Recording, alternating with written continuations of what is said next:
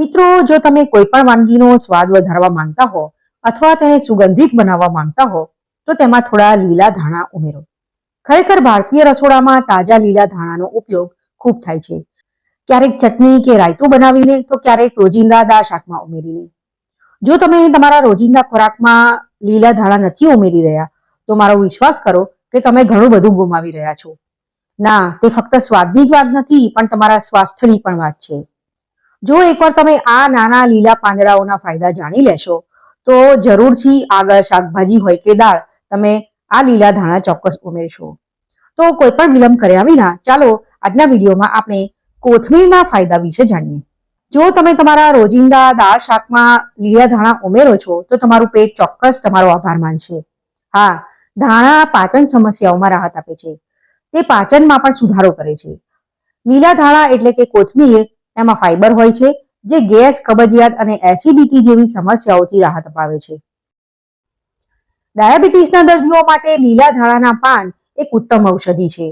આયુર્વેદમાં તેને બ્લડ શુગરને નિયંત્રિત કરવા માટે રામબાણ માનવામાં આવે છે. તે ઇન્સ્યુલિનના સ્તરને નિયંત્રિત કરવામાં ખૂબ જ મદદરૂપ થઈ શકે છે.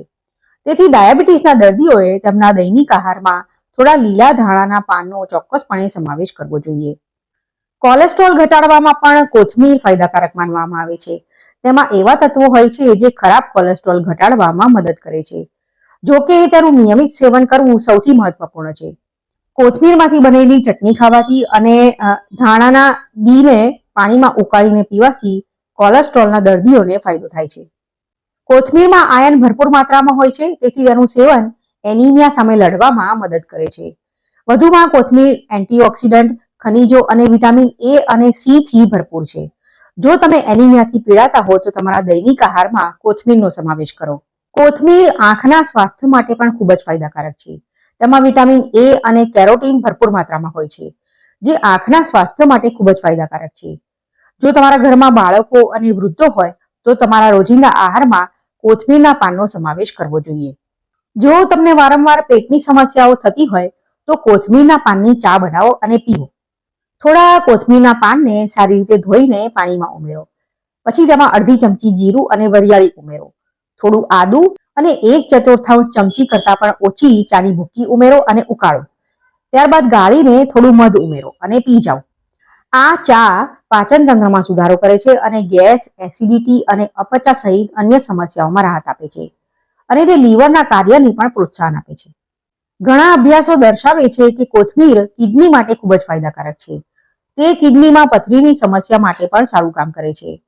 કોથમીરના પાનને પાણીમાં ઉકાળીને સવારે ખાલી પેટે પીવાથી કિડનીમાં પથરીને પેશાબ દ્વારા ધીમે ધીમે દૂર કરવામાં મદદ મળે છે. જો કે ઉપયોગ કરતા પહેલા ધાણાના પાનને સારી રીતે ધોઈ લેવા જોઈએ અથવા ધાણાના બીજને પાણીમાં ઉકાળીને તેનું સેવન પણ કરી શકાય છે. કોથમીરના પાન કુદરતી મૂત્રવર્ધક પદાર્થ તરીકે કામ કરે છે. તે શરીરમાંથી વધારાનું સોડિયમ પેશાબ દ્વારા બહાર કાઢે છે, જેનાથી હાઈ બ્લડ પ્રેશર નિયંત્રિત થાય છે અને હાર્ટ એટેક અને સ્ટ્રોકનું જોખમ ઓછું થાય છે. તો મિત્રો, વિડીયો જોવા માટે તમારો ખૂબ ખૂબ આભાર. ફરીથી મળીશું, ત્યાં સુધી આવજો.